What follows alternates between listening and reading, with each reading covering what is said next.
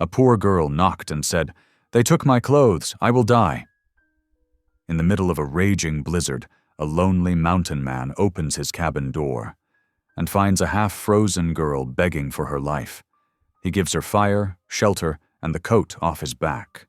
But what he doesn't know is that the girl carries a secret worth killing for. By dawn, the sheriff's men are hunting them both, and the truth buried in an old Bible could destroy every powerful man in the valley. Through snow, blood, and betrayal, one broken soul will risk his life to save another and find the faith he thought he'd lost forever. As the storm closes in and justice rides on horseback, mercy will have to fight with bare hands. What did the mountain man discover inside that Bible? And when the law turns to evil, how far will one good man go to set things right? Drop a comment below and share which part of the world you're tuning in from today. If you enjoy stories like this, don't forget to subscribe for more. The wind howled like a wounded beast through the mountain pines, rattling the cabin's shutters. Inside, Levi Hale hunched over his workbench, rough hands moving with practiced care as he mended a broken trap spring. The tin lamp cast dancing shadows across the weathered walls, and his old hound Buck dozed by the hearth, nose tucked under his graying tail. "Almost done with you," Levi muttered to the trap, his voice rusty from disuse. The cabin had known only his voice and Buck's whimpers for nigh on 10 winters now, since Sarah passed. He pushed the thought away, focusing on the metalwork before him. The temperature had dropped fierce after sundown, and even through the cabin's thick logs, Levi felt winter's teeth gnawing. His fingers, calloused from years of working steel and rope, moved mechanically over the trap's mechanism. Buck's head suddenly lifted, ears pricked forward. A low growl rumbled in the hound's chest. "What you hearing, old boy?" Levi set down his tools, reaching for the rifle that never strayed far from arm's length. Buck rose stiffly, limping to the door on his battle-scarred legs. The growl deepened. Then Levi heard it, a faint scratching at the door, so slight he might have missed it over the storm's fury. Could be a bear, though most had denned up weeks ago, or maybe a mountain lion driven down by hunger. Buck's hackles rose, but his tail gave an uncertain wag. The scratch came again, weaker this time, followed by what might have been a knock. Levi's hand tightened on his rifle. "Who's there?" he called out, voice sharp against the wind's moan. No answer came. Buck whined now, pawing at the door. That gave Levi pause. The old hound's instincts had saved his life more than once. With careful steps, he approached the door, rifle ready. "Name yourself." Only the storm answered, but Buck's whine grew more insistent. Muttering a prayer under his breath, Levi threw back the heavy wooden bar and yanked the door open, bringing his rifle. Up in the same motion. The blast of winter air nearly staggered him, but what froze him in place was the sight before him. A figure swayed in the doorway, small and wrapped in what looked like torn rags. As Levi watched in shock, she, for it was clearly a woman, little more than a girl, pitched forward without a sound. He dropped his rifle, lunging to catch her before she hit the floor. She weighed almost nothing in his arms, her skin ice-cold against his hands. Her feet were bare, blue-tinged and bloody from the frozen ground. "Good Lord above," Levi breathed, kicking the door shut behind him. Buck circled anxiously as Levi carried the girl to his bunk by the fire. Her face was young, barely more than a child's, pinched with cold and pain. Her lips moved, cracked and bleeding. "They took my clothes," she whispered, her voice a thread of sound. "I'll die." "Not while I draw breath, you won't," Levi growled, his protective instincts flaring hot and fierce. He grabbed his prized buffalo robe from its peg, the one he'd traded 3 months' worth of pelts to get, wrapped it around her frozen form, tucking it close. Her skin was dangerously cold, her breathing shallow. Working quickly, Levi built up the fire until it roared, throwing warmth across the cabin. He positioned her closer to the flames, careful to keep her far enough away to prevent shock from too rapid warming. Buck pressed against her side, lending his furry warmth, all traces of earlier suspicion gone. "Can you swallow?" Levi asked, already reaching for the coffee pot. She managed a tiny nod. He poured a cup of the bitter liquid, supporting her head as she took small sips. Color began returning to her lips, though her eyes remained unfocused. "Who did this to you?" he asked quietly, though rage simmered beneath his calm tone. The girl's only response was a shudder that racked her slight frame. Levi adjusted the buffalo robe, noting the quality of what remained of her dress beneath the tears. Not a wandering vagrant's clothes, but fine fabric, now ruined. "Rest now," he said, his voice gentler than it had been in years. "You're safe here." Her eyes fluttered, fighting to stay open. "Lily," she whispered. "My name is Lily." "Sleep, Lily," Levi said, but she was already drifting off, her breathing evening out as warmth slowly returned to her body. Buck settled in closer, his brown eyes fixed protectively on their unexpected guest. Levi stood, muscles protesting from holding his crouch too long. His gaze traveled from the sleeping girl to the howling darkness beyond his window. Someone had done this, stripped a young woman and left her to freeze in a mountain winter. The thought set his blood boiling, but he forced the anger down. There would be time for that later. Instead, he lowered himself to his knees beside the hearth, clasping his rough hands together. The words came slowly at first, rusty as his voice had been, prayers he hadn't spoken since he'd buried Sarah and his faith with her. But they came. "Lord," he whispered, "you led this child to my door. Help me protect her. Help me understand why." His voice caught, and he paused, gathering himself. "Why you've broken my solitude with this task, and give me strength for what's to come."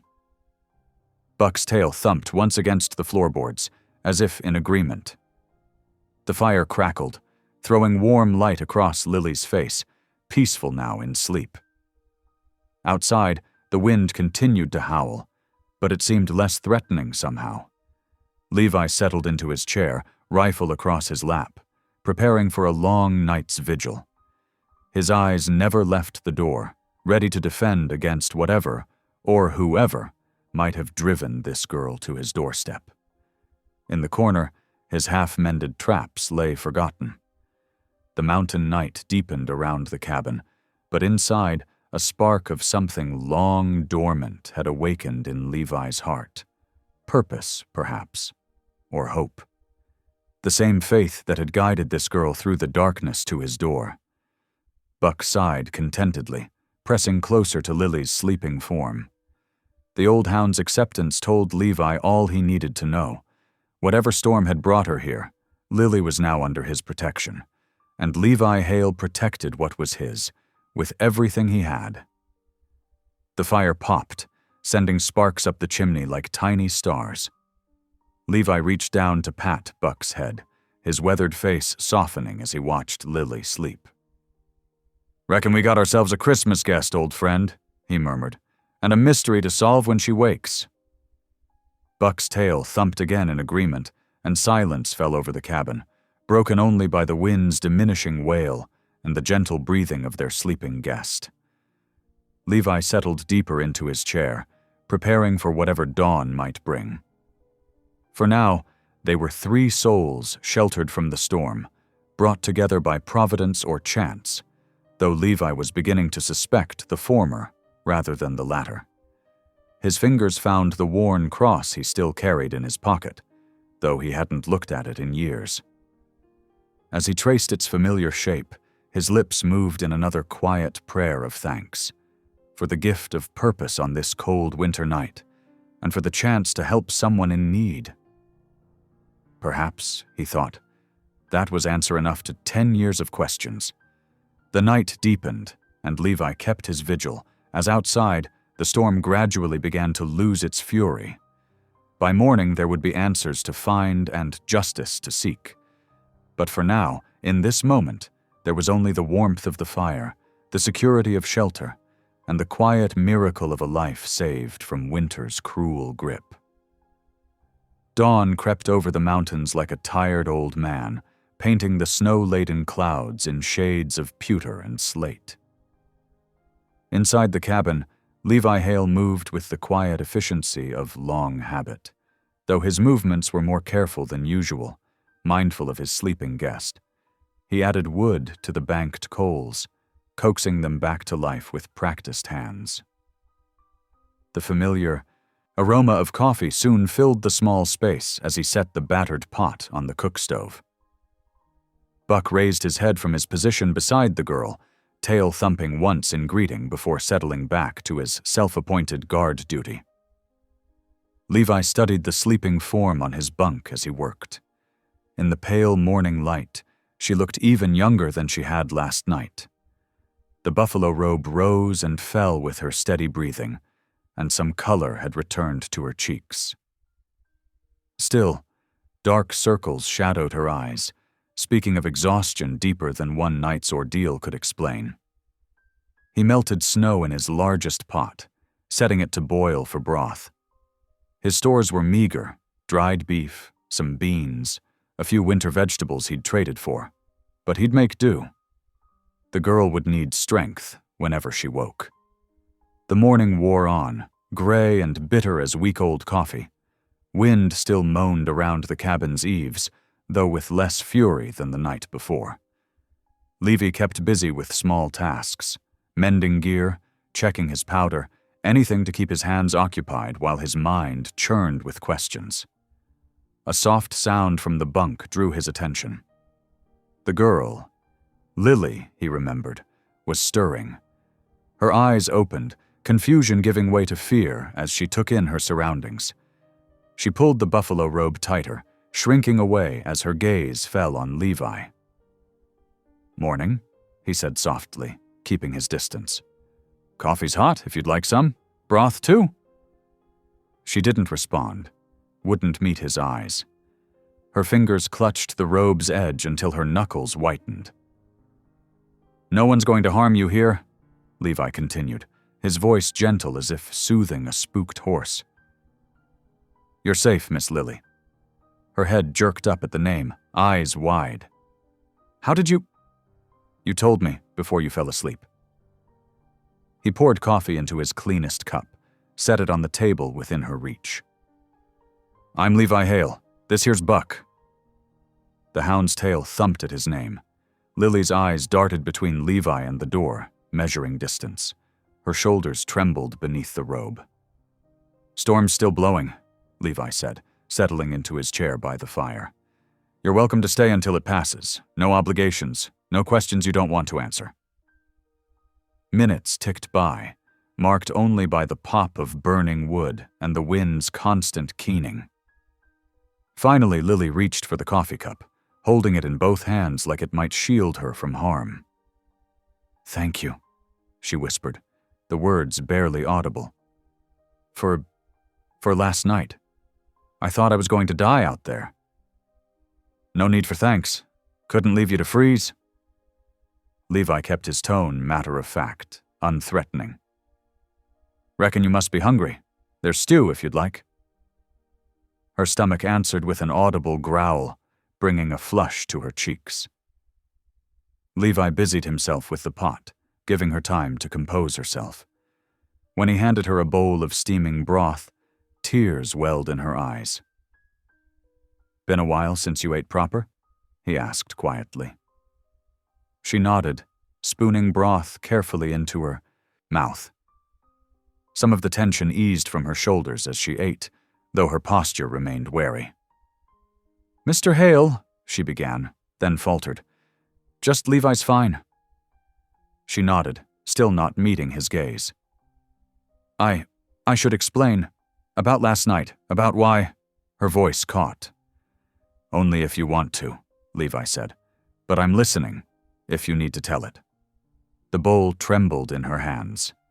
Buck pressed closer to her side, offering silent comfort, and she seemed to draw strength from the hound's presence. My name is Lilybell, she said finally. I'm 18 years old. My father had a small ranch north of here. We weren't rich, but we got by. Had some cattle, good water rights. Her voice grew distant with memory. Mama taught me reading and scripture. Papa taught me riding and ranch work. We were happy. Levi waited as she gathered herself, noting the past tense in her words. There was a fire, she continued, her voice hollow. Middle of the night. Papa got Mom and me out, went back for the strong box with our deeds and savings. The roof. She swallowed hard. They said it was an accident, bad chimney draft, but Papa had checked those chimneys himself every month without fail. When was this? Levi asked gently. 4 months ago. Lily's fingers tightened around the empty bowl. With no kin to take me in, they said I had to go to the charity home. Reverend Minton's brother runs it, said it was a place for orphans to learn honest work and Christian values. A bitter laugh escaped her. Honest work. 16 hours a day in the laundry. Breaking rocks, digging ditches. If you complained or got sick, they'd lock you in the cellar. Anger rose in Levi's throat like bile, but he kept his voice steady. How many others? 8 girls, all orphans, all with no one to speak for them, some younger than me. Tears slid down her cheeks now. Last night I overheard them. The Reverend's brother and some men from town. They were pricing us, like cattle. Said they had buyers coming, wealthy settlers wanting wives or servants. Said we owed them for our keep. Levi's hands clenched into fists. He forced them to relax, not wanting to frighten her. I couldn't. Lily's voice broke. I couldn't let them sell me.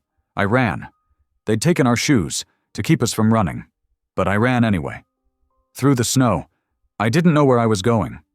Just followed the ridgeline, praying for shelter. She looked up finally, meeting his eyes.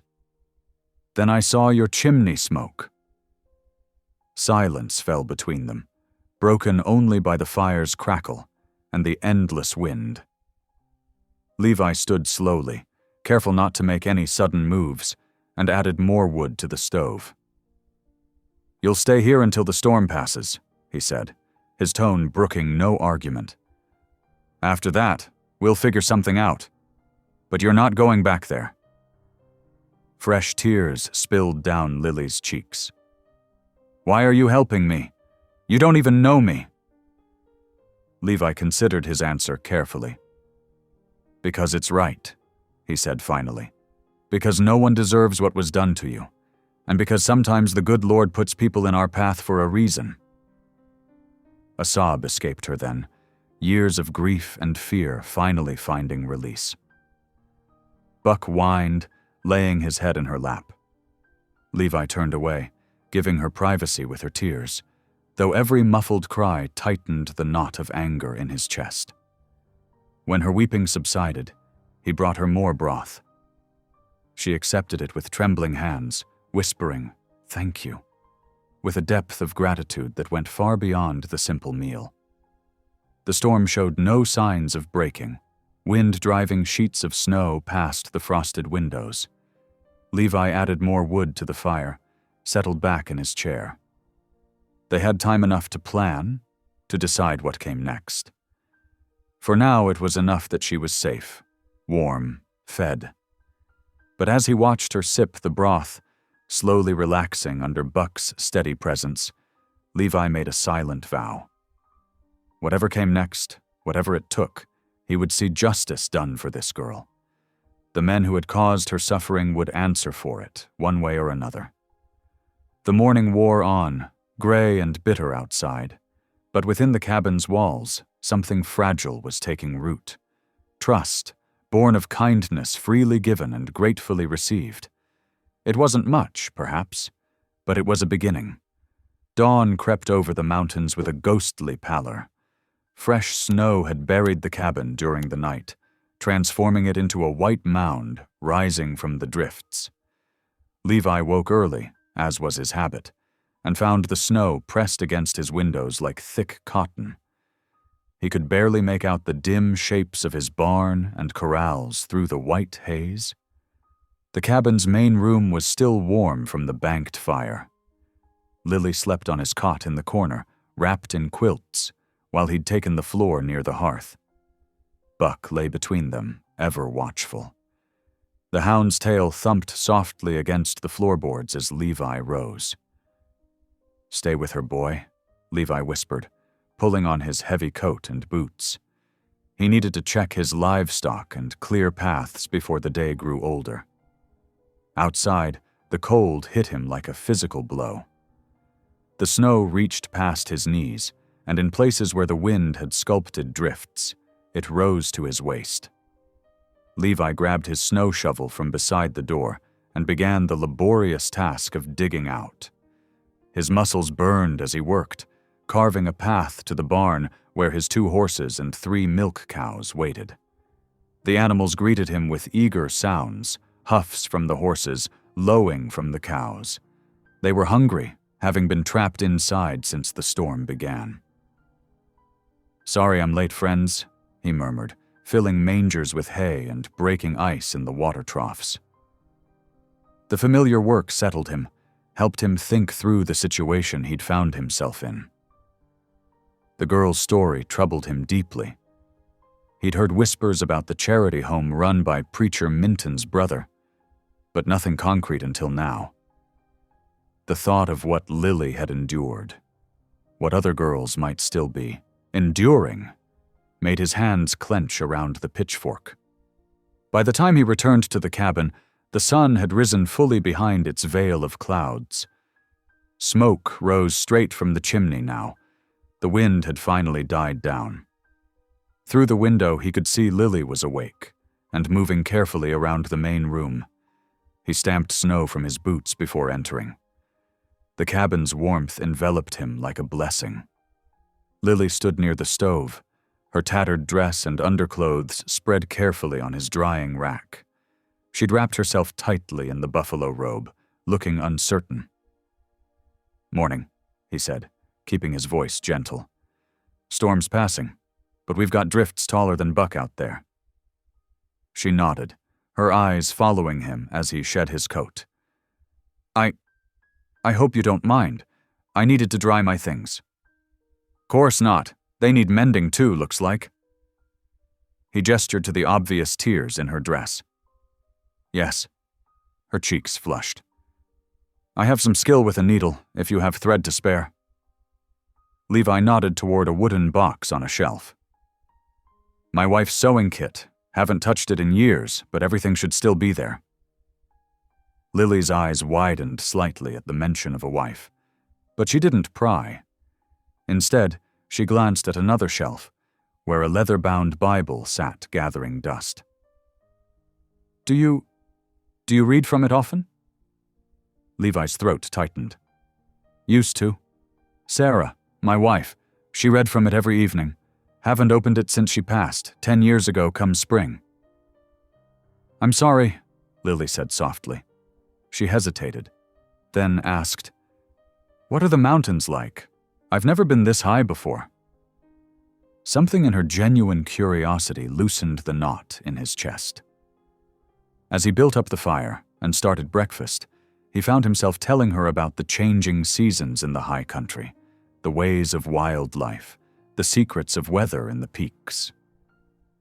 She listened intently, asking thoughtful questions that showed her ranch-raised understanding of land and animals. Through the morning, they fell into an easy rhythm. Levi tended to outdoor tasks, while Lily, growing stronger by the hour, kept the fire fed and worked on mending her clothes. Sometimes she hummed as she sewed, old hymns that made Levi's heart ache with memories of Sarah singing those same tunes. By late afternoon, Lily's clothes were dry enough to warrant closer inspection. She frowned at their sorry state. I don't know if mending will be enough. Levi considered for a moment, then went to his storage chest. Here, he said, pulling out a spare shirt and trousers. They'll be too big, but they're clean and whole. You can tie the trousers with rope. Lily accepted the clothes with visible relief. Thank you. Would it be possible? Is there somewhere I might wash? I feel... She trailed off, but Levi understood. I'll heat water for you. Can rig up a blanket for privacy there in the corner. Got some soap too somewhere. While water warmed on the stove, Levi secured a rope between two walls and hung blankets to create a makeshift washing space. He set out his cleanest towel and a bar of rough soap, then stepped outside to give her privacy, taking Buck with him. The sky had begun to clear as evening approached. Stars appeared in breaks between the clouds, sharp and bright in the mountain air. Levi checked his stock one final time, noting with satisfaction that the wind had died completely. If the weather held, the pass to town would be clear enough to travel in 2 days. When he returned to the cabin, Lily was dressed in his spare clothes, her damp hair neatly braided. The shirt hung past her hips, the sleeves rolled up several times, but she looked more comfortable than she had since arriving. She'd folded the blankets from her washing screen and was just setting them aside. Feel better? He asked, moving to the stove where a pot of beans and salt pork had been simmering all day. Much better, thank you. She began setting their simple table with the same quiet efficiency she'd shown all day. Will the pass to town be clear soon? Levi nodded, noting how she tensed at the mention of town. 2 days, if the weather holds. We'll need to see the sheriff about what happened at that home. Fear flickered in Lily's eyes, though she tried to hide it. The sheriff, he never did anything before. When people complained about the home, I mean. He'll have to do something about this, Levi said firmly, though her words troubled him. He served their supper, wondering if there was more to the story that she hadn't yet shared. They ate in comfortable silence as darkness settled outside. The stars multiplied in the clearing sky, their light reflecting off the snow until the whole world seemed to glow with a soft, pearl-like luminescence. After the meal, Lily insisted on washing their dishes, while Levi banked the fire for the night. She moved with more confidence now, no longer startling at every sound or movement. Trust, fragile as a spring snowflake, had begun to form between them. Thank you, she said suddenly, pausing in her work. For everything, for treating me like a person. The simple words struck Levi to his core. You are a person, he said gruffly. Anyone who treats you different ain't worth the air they breathe. She ducked her head, but not before he caught the glimmer of tears. Soon after, they prepared for sleep, Lily again taking the cot while Levi made his bed by the fire. Buck settled between them, as he had the night before. Good night, Mr. Hale, Lily whispered. Good night, Miss Bell, he replied, the formal address feeling right somehow. As Levi drifted toward sleep, he heard her softly humming one of Sarah's favorite hymns. The familiar melody carried him into dreams of gentler days, when his home had known more than solitude and silence. Outside, the stars wheeled overhead, witnesses to the quiet healing that had begun in a snow-wrapped cabin high in the Colorado mountains. The late afternoon sun cast long shadows across the snow as Levi checked his supplies for the 3rd time. They'd need enough provisions for the journey to town, even if it was just 2 days away. His weathered hands moved methodically through the saddlebags, counting ammunition, dried meat, and medical supplies. Inside the cabin, Lily worked quietly, folding the few clothes she now possessed. She'd spent the morning helping him prepare, her movements careful but purposeful. Now, as the day waned, Levi knew it was time for the conversation he'd been avoiding. "Miss Bell," he said, stepping back into the warmth of the cabin.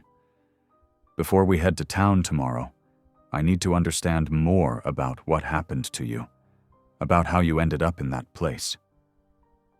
Lily's hands stilled on the rough fabric of her mended dress. She didn't turn around immediately, but when she did, her face held a mixture of fear and resignation.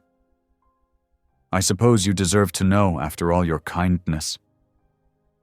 Levi pulled out a chair for her at the table, then sat across from her, giving her space. Buck settled at her feet, as if sensing her need for comfort. "It was Sheriff Carter who sent me there," she began, her voice barely above a whisper. "After the fire that killed my parents, he said I was a vagrant, said I had no legal claim to stay on our land since I was unmarried and too young to manage property." Levi's spine stiffened at the name. "Eli Carter?" She nodded. "He came with papers, said the county had appointed him executor of the estate until I came of age. But instead of letting me stay with neighbors, he declared me a ward of the county and sent me to the charity home." "Carter." Levi rubbed his jaw, memory stirring. "Tall fellow, always wearing a black coat, carries a silver-handled revolver?" "Yes, that's him. Do you know him?" "Know of him," Levi said carefully. "He was deputy when I still lived closer to town. Ambitious man, always talking about progress and development." He paused, pieces clicking together in his mind. "Where exactly was your family's ranch?" "Pine Creek Hollow," Lily replied. "We had 60 acres there with good water rights. My father worked years to build it up." The words hit Levi like a physical blow. 6 months ago, he'd encountered a survey crew while checking his trap lines. They'd been friendly enough, sharing coffee and talk around their fire.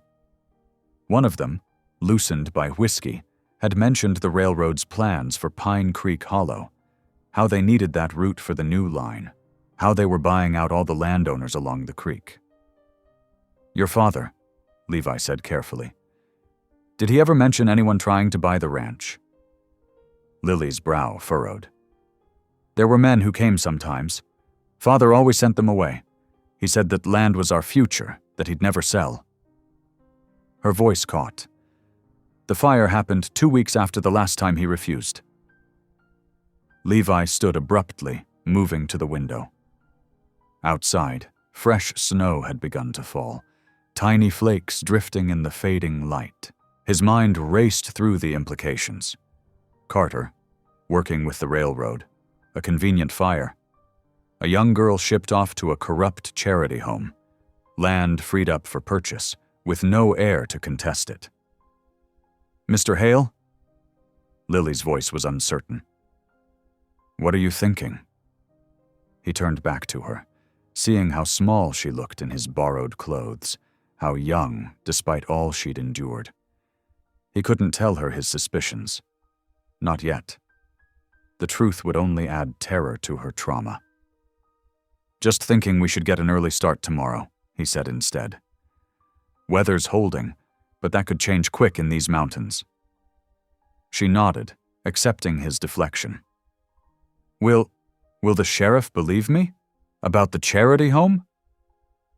"We'll make him listen," Levi assured her, though inwardly he was already planning alternatives. Carter wouldn't help. He was likely the architect of her suffering. They'd need evidence, witnesses, something to force justice into the open. As evening settled in, Levi stepped out again to prepare the horse and sled. His gelding, a sturdy mountain horse named Scout, stood patient in the barn as Levi fitted him with extra blankets under his saddle.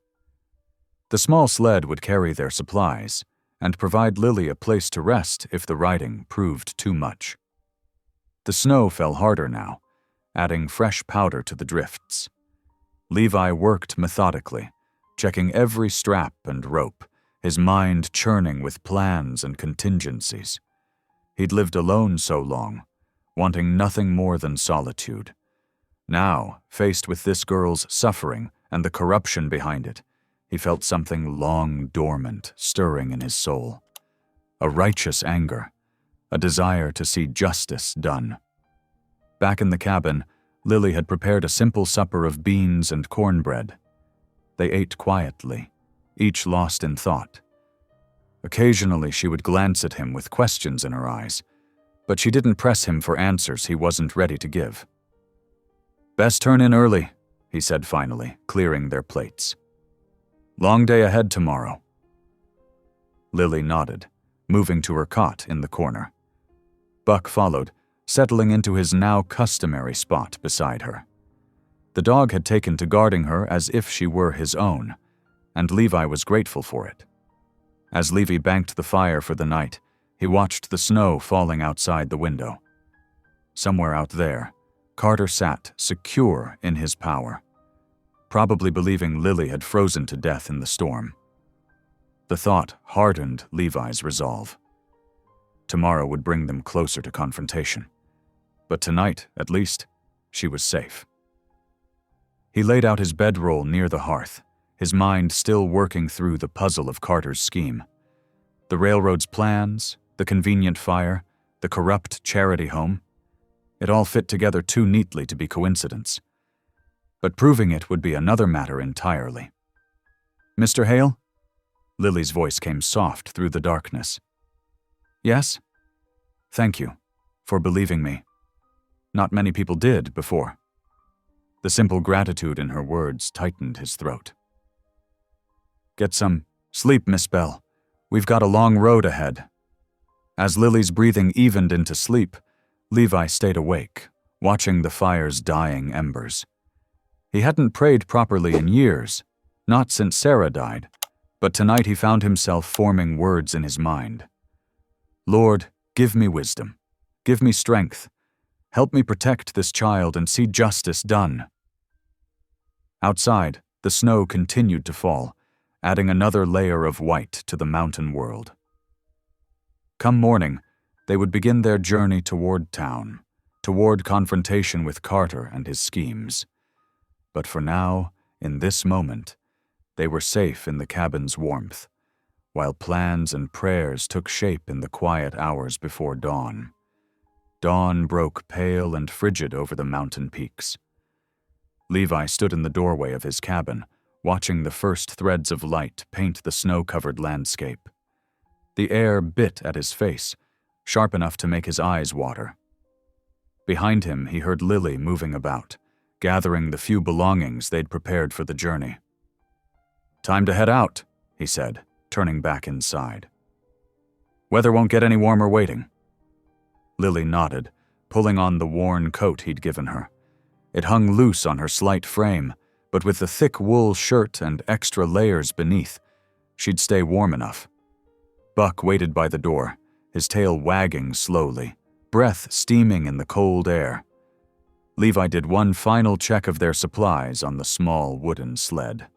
He'd loaded it with care. Blankets, food, his rifle wrapped in oilcloth, and a few other necessities. The curved runners would glide well enough over the deep snow, though the going would still be slow. "Miss Bell," he said, helping her onto the sled, "you stay wrapped tight in these furs. Trail's long, and the cold has teeth today." She settled in among the buffalo robes, only her face visible beneath her borrowed woolen hat. "What about you, Mr. Hale?" "Walking keeps a man warm," he replied, securing the last rope. "Besides, somebody's got to break trail." With Buck trotting ahead, they set out through the narrow pass that led down toward Silver Bluff. The snow lay deep, waist-high in places where the wind had built drifts. Levi trudged beside the sled, one hand on the guide rope, his boots finding purchase in the frozen crust. Each step required careful placement. One wrong move could mean a twisted ankle or worse. The morning wore on slowly. The sun climbed higher but provided little warmth, its light reflecting blindingly off the white landscape. Levi kept a steady pace, pausing occasionally to catch his breath and check on Lily. She dozed intermittently, lulled by the sled's gentle motion and exhausted from her ordeal. During one rest stop, while sharing some dried beef and hard biscuits, Lily spoke softly. "How far to town?"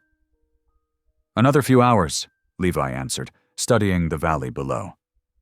"Should start seeing chimney smoke soon enough."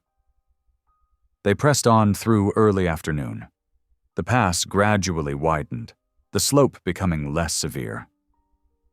Buck ranged, ahead, nose to the ground, alert for any sign of danger. Levi watched the old hound's behavior carefully. The dog's instincts had saved his life more than once in these mountains. Around mid-afternoon, the first wisps of wood smoke appeared in the valley below, rising from the scattered buildings of Silver Bluff. Levi felt his muscles tense at the sight.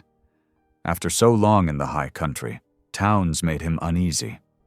Too many people, too many chances for trouble. His caution proved warranted.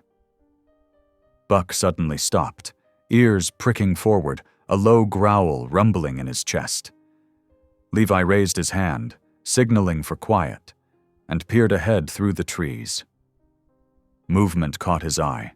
Riders on the trail below, their horses picking their way through the snow. He recognized the tin stars on their coats, Carter's deputies. 3 of them, spreading out as they searched the path ahead. "Down," he whispered to Lily, already pulling the sled toward a dense thicket of pine and scrub oak. She didn't question, just huddled lower in the firs as he covered the sled with snow-laden branches. From their hiding place, they could hear the men's voices carrying in the cold air. "Girl's got to be up here somewhere," one called. "Nobody survives 2 nights in that storm without shelter." Another voice answered, harder and familiar to Lily. She gripped Levi's arm, her face pale. "That's Mr. Reeves," she breathed. "From the home. He's the one who—" She stopped, shuddering. Levi nodded grimly, understanding what she couldn't say. They waited, hardly breathing, as the riders continued their search. Buck lay silent beside them, only his eyes moving as he tracked the threat. Minutes stretched like hours until finally the sound of hooves faded down the trail. Still, Levi waited, counting his heartbeats until he was certain they were alone again. "Can't take the main road now," he said, brushing snow from the sled. "We'll circle round the east side, come in near the old mission.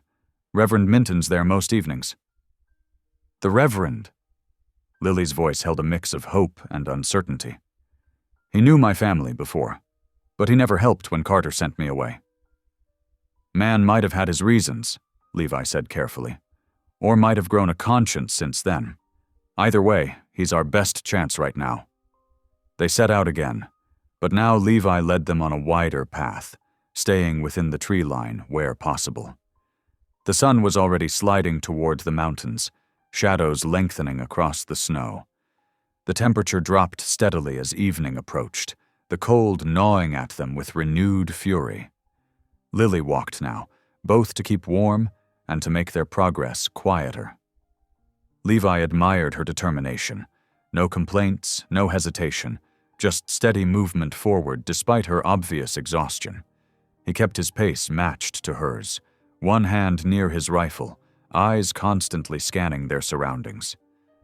Buck ranged ahead and behind them, a gray shadow in the gathering dusk. The old hound's behavior remained calm, suggesting they'd successfully avoided their pursuers. Still, Levi took no chances, choosing their route carefully to leave minimal tracks. As true darkness settled over the valley, lights began to flicker below them, lanterns and hearth fires from the scattered buildings of Silver Bluff. The mission church stood apart from the main cluster of buildings, its simple cross visible against the darkening sky. "Almost there," Levi murmured, helping Lily over a fallen log. She stumbled slightly, tired beyond words, but caught herself and pressed on. The cold had painted her cheeks red, her breath coming in visible puffs, but her eyes remained determined. They paused at the edge of the trees, studying the mission and its surroundings. A single light burned in the church window, and smoke rose from the small cabin beside it where the Reverend lived. No other movement caught their eye. Buck's ears suddenly pricked forward, but his tail wagged slightly, a friendly signal. Moments later they heard it too, the soft crunch of snow under boots, and a familiar voice singing an old hymn. Reverend Minton was returning from his evening rounds, lantern swaying as he walked the path to his cabin. Levi felt Lily tense beside him. This was the moment of truth. Everything depended on whether the Reverend would help them, or betray them to Carter. Looking at Lily's face in the faint light, seeing both her fear and her courage, Levi silently renewed his commitment. Whatever came next, he would see her safe and justice done. The lanterns in the valley continued to flicker, marking their destination. But for now, they waited in the shadows, watching the Reverend's approach, preparing themselves for whatever welcome, good or ill, awaited them at the mission door. Reverend Josiah Minton shuffled through the deepening snow toward his cabin, his lantern casting weak yellow light across the pristine drifts. His tired bones ached from the cold, but the familiar words of amazing grace kept his spirits lifted as he made his way home. The small mission church stood silent beside his modest dwelling, its weathered cross reaching toward the star-filled sky. At his door, he paused, fumbling with cold, numbed fingers for his key. A movement caught his eye, shadows detaching themselves from the darkness near the church wall. His heart jumped, but before fear could take hold, a familiar voice called out softly, "Evening, Reverend." The old preacher raised his lantern, revealing a tall, bearded man in snow-crusted clothes. Behind him stood a slender figure wrapped in furs, and at their feet, a gray hound watched with intelligent eyes. "Who's there?" Minton asked, his voice wavering slightly. The girl stepped forward into the lantern light, lowering her hood. "Reverend Minton, it's Lily Bell." The lantern trembled in Minton's grip. His weathered face went slack with shock, then crumpled in emotion. "Lily? Sweet Lord above, is it really you?" She nodded, and the old man's eyes filled with tears. His hands shook so badly he nearly dropped the lantern, but Levi stepped forward quickly to steady it. "Please," Minton whispered, fumbling with the door. Come in quickly. You're half frozen, child." Inside the cabin, the warmth of a small fire welcomed them. Minton bustled about, his movements jerky with agitation and relief. He stoked the flames, pulled out chairs, and set a kettle to boil, all while casting wondering glances at Lily, as if afraid she might vanish. "I never thought, when they said you'd run away from the home." His voice broke. "Oh, Lily, can you ever forgive an old coward?" Lily stood near the fire, snow melting from her clothes. "What do you mean, Reverend?" Minton sank heavily into his chair, suddenly looking every one of his years. "I knew what that place was. Knew it wasn't right. What Carter did to you after your parents." He covered his face with trembling hands.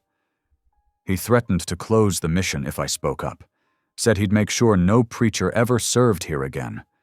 The people here need the Lord's word, especially in winter, but I was weak. I let fear rule me." Levi stood by the door, watching silently, his face hard in the firelight. Buck settled at his feet, alert but calm. "You did what you could," Lily said softly, touching the old man's shoulder. "We all did." Minton looked up at her, his eyes red. "You're too kind, child. Too kind by far." He wiped his face and stood suddenly. "You must be hungry. I have stew warming on the stove, not much, but it's hot." While Minton served them bowls of simple but fragrant stew, Lily told him of her escape and how Levi had saved her life. The old preacher listened intently, his face growing darker at each revelation of the charity home's true nature. After the meal, Minton insisted Lily take his bed in the small back room. She was clearly exhausted, swaying slightly on her feet despite her attempts to help clean up. Once she had retired, Minton turned to Levi with a troubled expression. "There's something you should see," he said in a low voice. He went to his desk and removed a worn envelope from a hidden compartment beneath a loose board. "I kept this as evidence, though I was too afraid to use it. Perhaps now." Levi took the letter, unfolding it carefully. The paper was expensive, the handwriting bold and assured. His jaw tightened as he read, "Reverend, rest easy about the Bell girl. Her placement in the home serves everyone's interests. Once matters are settled, the Bell lands will belong to the railroad, as they should. Progress cannot be stopped by sentiment or outdated homestead claims. Your mission's future depends on your continued discretion. Sheriff E. Carter." "When was this written?" Levi asked, his voice rough. 2 years ago, just after they took her." Minton paced the small room. "But there's more.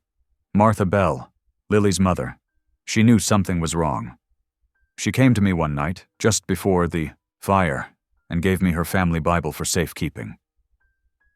Levi's eyes narrowed. "The Bible?" "Yes." Minton stopped pacing, his expression haunted. "She said she'd hidden something important in it. Papers, I think. But before I could look, Carter's men came. They took everything from my office, including the Bible. I believe Martha had tucked the original deed inside its pages. And Carter has it now? In his office at the jail, most likely. He keeps his trophies close." The old preacher's voice was bitter. "That Bible belonged to 3 generations of Bells. Martha used to read from it every Sunday in the front pew, Lily beside her." Levi stood silent for a long moment, staring into the fire. Finally, he spoke. "Come morning, I aim to get that Bible back." "It won't be easy," Minton warned. "Carter keeps everything locked up tight, and if he catches you, then we'd best make sure he doesn't." Levi turned to the preacher. "You've done right by telling us this, Reverend. Now get some rest. Tomorrow might be a long day." Minton nodded slowly. "I'll pray for you both. And Levi?" He touched the mountain man's arm. "Thank you for bringing her back. Maybe the Lord hasn't forgotten us after all." As the fire burned low, Levi settled into a chair near the door, his rifle across his knees. Buck lay nearby, both of them guarding the sleep of those within. Through the cabin's single window, stars wheeled across the winter sky, bright and cold as justice. In the back room, Lily slept peacefully for the first time in years, while in his corner the old preacher's lips moved in silent prayer.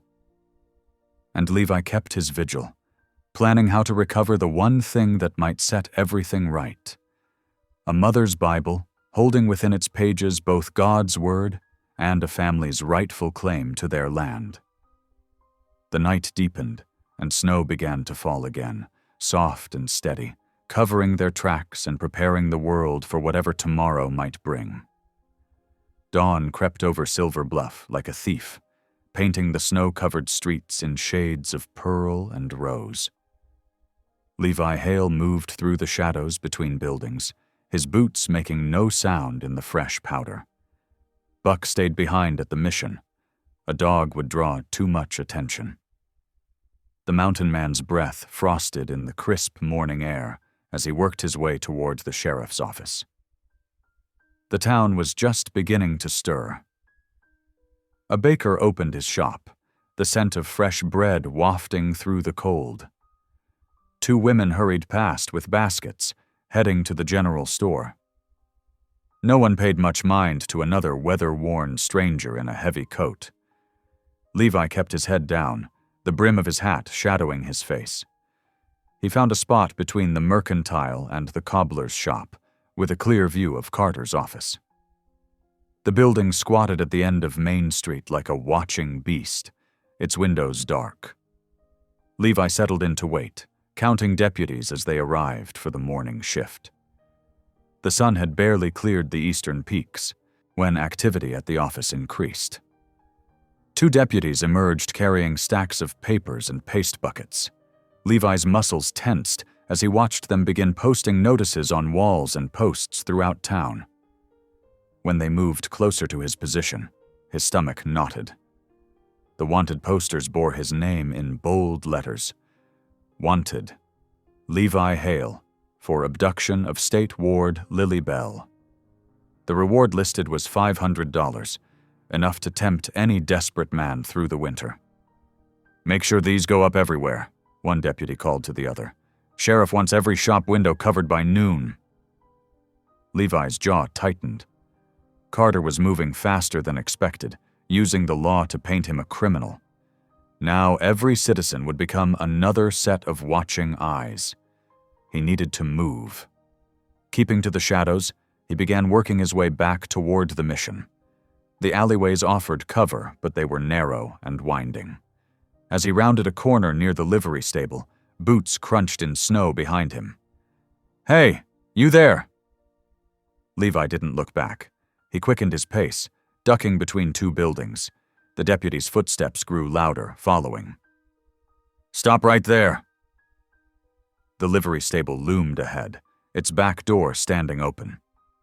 Levi sprinted for it, hearing the deputy break into a run behind him. Inside, the warm darkness smelled of hay and horses. He weaved between stalls, startling several animals.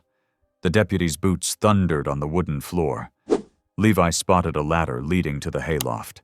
He scrambled up just as the deputy burst in, gun drawn. The man peered around, breathing hard. "Could have sworn." The deputy moved deeper into the stable. From above, Levi held perfectly still. Hay dust tickled his nose, threatening to betray him. The deputy checked each stall, then finally holstered his weapon and left, muttering about shadows and wasted time. Levi waited several minutes before climbing down. His heart still pounded. That had been too close. He slipped out through the back of the stable and took a longer route through backyards and gardens to reach the mission. But as he approached through the trees behind the church, he saw horses tied out front. His blood ran cold at the sight of Carter's distinctive black stallion. Inside the mission house, Reverend Minton stood in his small parlor, facing Sheriff Carter and 2 deputies. Lily was hidden in the root cellar beneath the floor, but Levi could see the preacher's hands trembling slightly. "I've told you, Sheriff," Minton was saying, his voice steady despite his fear. "I haven't seen the Bell girl. Perhaps she headed north toward the railroad camps." Carter removed his hat, revealing steel-gray hair and cold eyes. His badge gleamed on his chest like a predator's eye. "Now, Reverend, you wouldn't lie to an officer of the law, would you? That would be a sin." "I do not lie, Sheriff. I serve a higher law than yours." Carter's smile didn't reach his eyes. "Indeed you do. And that mission of yours serves an important purpose in our community. Would be a shame if anything happened to it."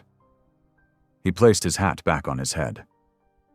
"If you see the girl, or that mountain man Hale, you'll send word immediately. Otherwise, well, winter's hard on wooden buildings." The threat hung in the air like smoke. Minton squared his shoulders. "Good day, Sheriff." After Carter and his men rode away, Levi waited several minutes before approaching the house. He slipped inside to find Minton helping Lily up from the cellar, her face pale but determined. "We need to leave," Levi said without preamble. "They're posting wanted posters all over town. Soon every settler between here and the territory line will be looking for us." "No," Lily said firmly. "Not without my mother's Bible." Levi ran a hand through his beard in frustration. "Lily, it's too dangerous. Carter's got the whole town wrapped up tight as a drum." That Bible has our deed in it. Proof of what he did to my family." Her voice shook, but her eyes were steady. "Without it, he'll just keep taking from other families too. We have to try." Minton cleared his throat. "I believe I know where Carter keeps it.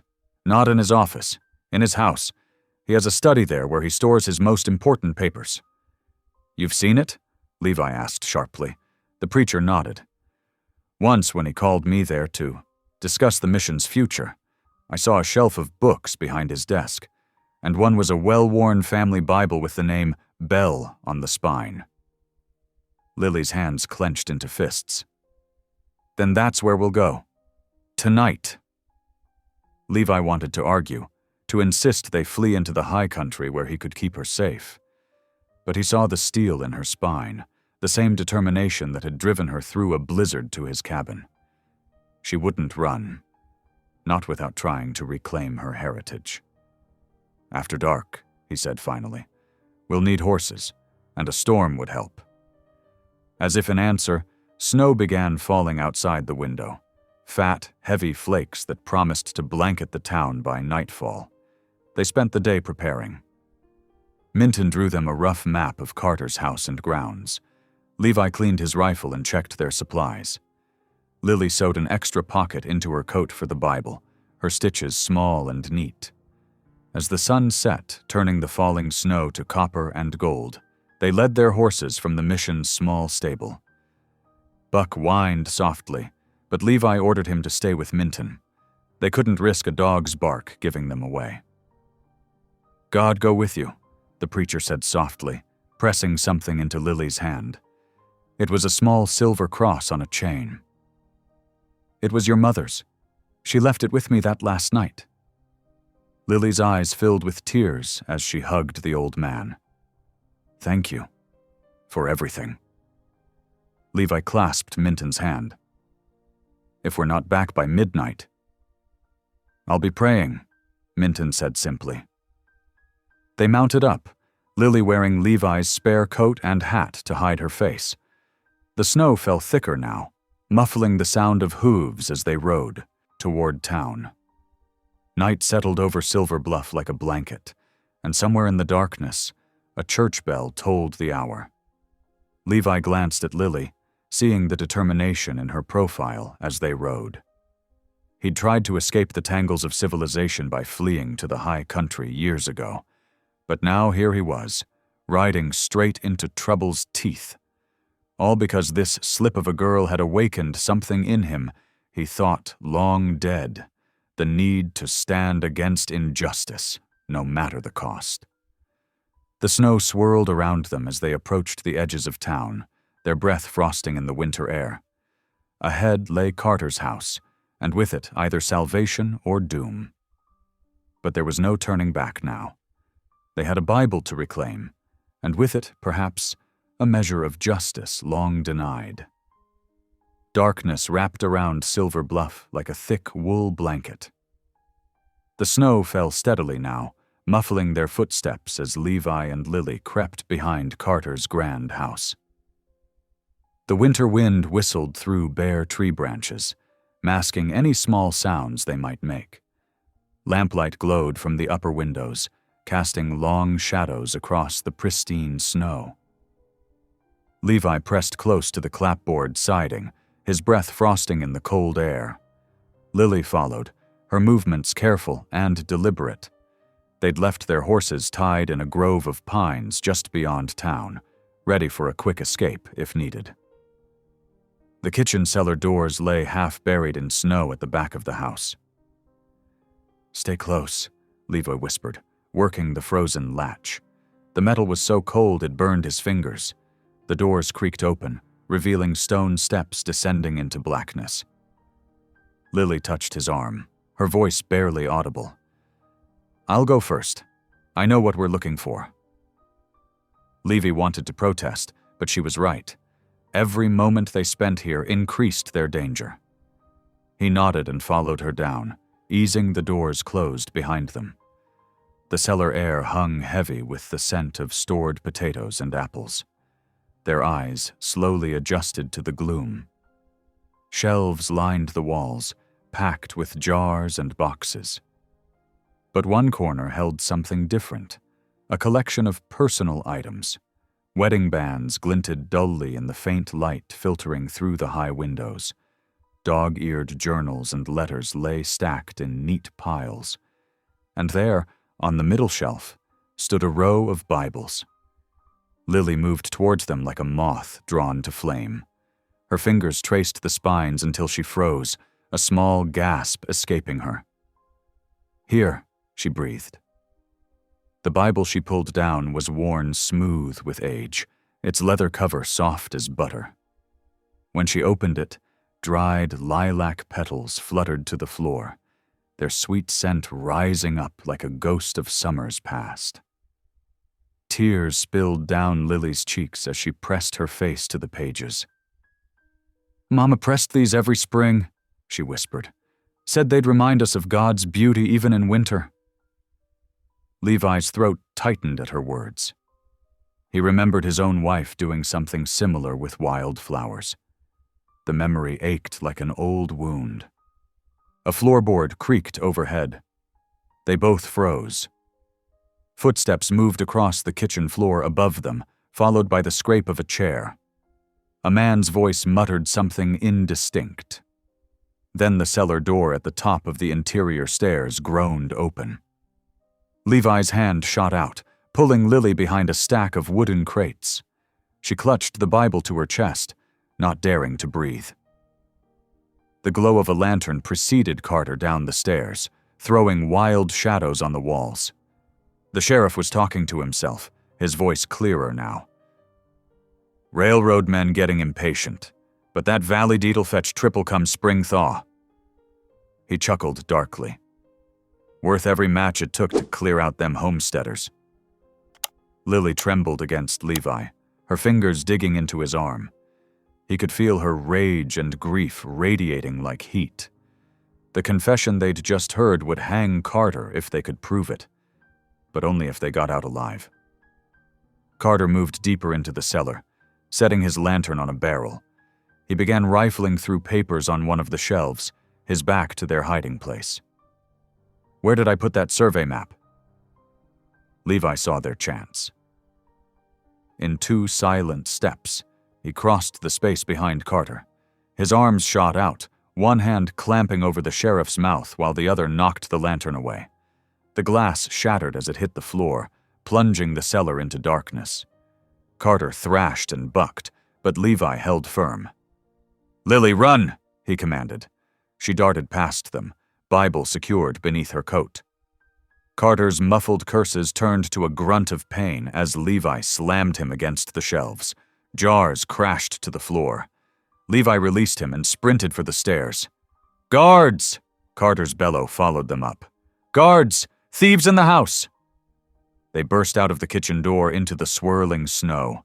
Shouts erupted from the front of the house. A deputy rounded the corner, gun already drawn. The muzzle flash lit up the night like lightning. The bullet sang past Levi's ear as he shoved Lily toward the back fence. They vaulted over the wooden slats, boots crunching in deep snow. More shots cracked through the darkness. White-hot pain blazed across Levi's upper arm. He stumbled but kept running, following Lily's shadow through the driving snow. "This way," she called, leading them between buildings towards the tree line. Behind them, Carter's voice rose above the wind. "Find them. Don't let them reach the horses." But the heavy snowfall worked in their favor now, cutting visibility to mere feet. They reached their mounts without being seen. Levi helped Lily swing into her saddle, ignoring the blood soaking his sleeve. He mounted his own horse, and they kicked the animals into a gallop. They rode hard through the storm, heading for the upper valley. The Bible remained safe under Lily's coat, pressed against her heart like the treasure it was. Carter's fury-filled shouts faded behind them, swallowed by the howling wind and the steady drumming of hooves. Snow stung their faces as they climbed higher into the foothills. Levi's arm throbbed with each hoofbeat, but the cold had numbed it somewhat. The bullet had only grazed him. Painful, but not serious enough to slow them down. They didn't speak until they'd put several miles between themselves and Silver Bluff. Finally, Lily reined in beside a snow-laden pine. "Let me see your arm." "It's nothing," Levi said, but he allowed her to examine the wound by touch in the darkness. "You're lucky," she said softly. "An inch to the left and—" She didn't finish the thought. Instead, she tore a strip from her petticoat and bound it tight around his bicep. "We need to keep moving," he said when she'd finished. "Carter will have men searching every trail by dawn." Lily nodded, one hand pressing against where the Bible lay hidden. "We have what we came for, and more. We heard him confess to burning out my family." "Aye," Levi agreed grimly. "But proof and justice are different things in these mountains. We'll need help to make this right." They urged their horses forward again, climbing steadily through the darkness. The storm showed no signs of letting up, but Levi knew these paths like the back of his hand. He'd guide them to safety, no matter what it took. Behind them, Silver Bluff lay silent under its blanket of white, holding its secrets close. But one secret had escaped tonight, tucked safely away in an old family Bible. And with it, perhaps, the key to bringing a corrupt man to justice. The night grew deeper as they climbed, two shadows moving through endless snow, carrying hope and proof of evil done. Carter's wrathful voice still echoed in their minds, but it held no power over them now. They had what they came for, and they were free. The horses trudged through knee-deep snow, their breath forming clouds in the pre-dawn darkness. Levi's arm throbbed with each step, the makeshift bandage now soaked through. He gripped the reins with his good hand, fighting to stay upright in the saddle. The cold had settled deep in his bones, making every movement a battle. Lily rode close beside him, watching his slumped shoulders with growing concern. "Levi," she said softly, "you're bleeding too much. We need to stop." "Just a little further," he mumbled, but his words slurred together. The blood loss and cold were taking their toll. The eastern sky began to lighten, revealing steep limestone cliffs rising above the frozen creek bed. Lily's eyes caught movement, a dark opening in the rock face, partially hidden by snow-laden pines. "There," she pointed, "a cave." Levi managed to focus enough to see where she indicated. He nodded weakly, letting her take the lead. The horses picked their way carefully up the slope, hooves crunching through the crusted snow. The cave mouth yawned before them, promising shelter from the bitter wind. Lily dismounted first, checking the entrance for signs of current inhabitants. Finding none, she helped Levi down from his horse. He stumbled, leaning heavily against her as they made their way inside. The limestone walls curved upward into darkness, but the space near the entrance was dry and large enough for them and their mounts. "Sit here," Lily commanded, helping Levi settle against the wall. She quickly untacked the horses, spreading their saddle blankets on the stone floor. The animals nickered softly, grateful to be out of the wind. Outside, snow began falling harder, driven sideways by the strengthening storm. Lily gathered dry wood from deeper in the cave, where previous travelers had stored it. Soon she had a small fire crackling, its light dancing on the curved walls. "Let me see your arm," she said, kneeling beside Levi. Her fingers trembled slightly as she unwrapped the blood-soaked cloth. The bullet graze was angry and red, still seeping. Without hesitation, she reached for the hem of her only skirt, a worn calico already stained with trail dust, and tore a long strip. "Don't," Levi protested weakly. "You'll freeze." "I'm wearing your spare trousers underneath," she reminded him. "This needs proper binding." She tore another strip, then used snow from the cave entrance to clean the wound before wrapping it tightly. Her touch was gentle but sure, and Levi found himself studying her face in the firelight.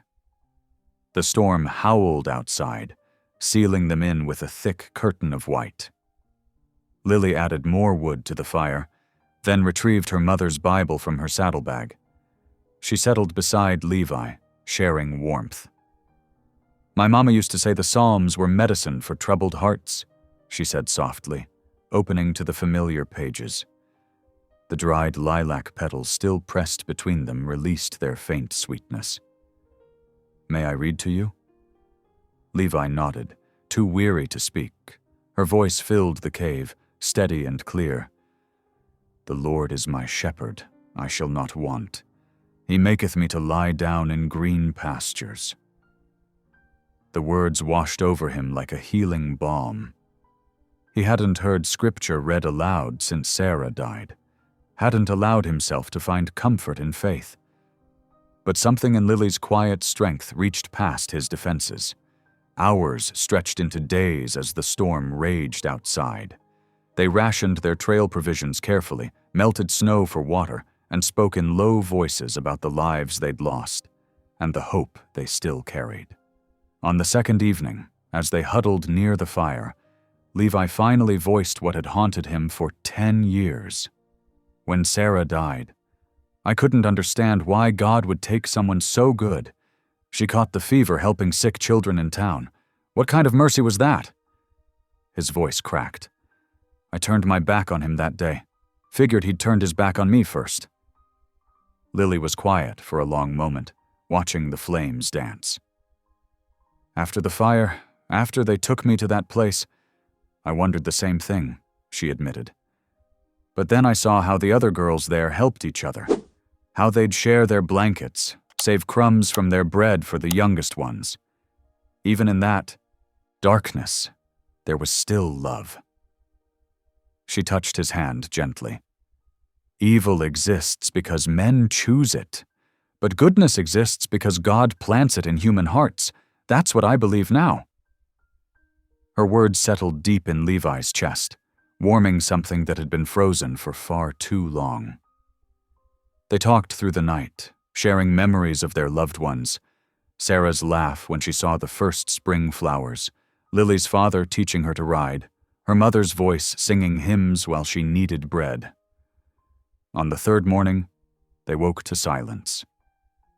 The storm had passed, leaving the world transformed under crystal-clear skies. Sunlight poured through the cave entrance, making the snow sparkle like diamonds. Levi stood carefully, testing his arm. The wound had begun to heal, and strength was returning to his muscles. But the greatest change was in his heart. The bitterness that had weighed him down for so long felt lighter, as if Lily's quiet faith had shown him a path back to grace. "The territorial courthouse at Lead Junction is 3 days' ride," he said, studying the terrain below. "Federal marshals there might listen to our story, especially with the Bible as proof. Carter's influence doesn't reach that far." Lily joined him at the cave mouth, her mother's Bible clutched close. "Do you think they'll believe us?" "Truth has its own power," Levi said softly. "Like you said, goodness exists because God plants it in human hearts. Maybe it's time to trust in that again." They began packing their gear, preparing to ride out with the first light. The horses were well rested, the weather was clear, and hope burned bright between them like the fire that had kept them warm through the storm. As Lily mounted her horse, she looked back at the cave that had sheltered them. "Thank you," she whispered, though whether to God or the mountain itself she wasn't sure. Perhaps both. Levi swung into his saddle, his arm moving more freely now. The sunrise painted the snow-covered peaks in shades of rose and gold, promising a new day and a chance for justice. They urged their horses forward, leaving the sanctuary of the cave behind, but carrying its lessons in their hearts. Dawn painted the eastern sky in ribbons of pink and gold, casting long shadows across the snow-covered landscape. Levi checked his horse's cinch while Lily secured their remaining supplies. The cave had served them well, but they couldn't linger. Justice waited at Lead Junction, 3 days hard riding ahead. "Creek's our best route," Levi said, his breath forming clouds in the crisp morning air. "Following the water means shelter if we need it, and the ice will hide our tracks." Lily nodded, patting her coat pocket where her mother's Bible rested. The precious book felt heavier now, weighted with the knowledge of the deed hidden within its pages. Their pack mule, laden with extra provisions and blankets, followed behind as they started down the gentle slope toward the valley. The frozen creek stretched before them like a silver ribbon, winding through stands of pine and aspen. Their horses' hooves crunched through the surface crust of snow, leaving marks that the wind quickly softened. Buck, Levi's old hound, trotted ahead, nose to the ground. Around mid-morning, they passed the skeletal remains of last summer's rail camp, abandoned timber frames stark against the white landscape. Levi tensed, scanning the area. These camps often attracted drifters seeking shelter. A flash of movement caught his eye. Riders moving through the trees above the camp. "Carter's men," he whispered, recognizing the dun horse belonging to Deputy Walsh. "Quick, into those pines." They urged their mounts into the thick forest, branches heavy with snow offering cover. The pack mule, struggling with its load, began to bray in protest. "The mule will give us away," Levi said grimly. He dismounted, quickly untying their supplies and distributing what he could to their saddlebags. "We'll have to let it go."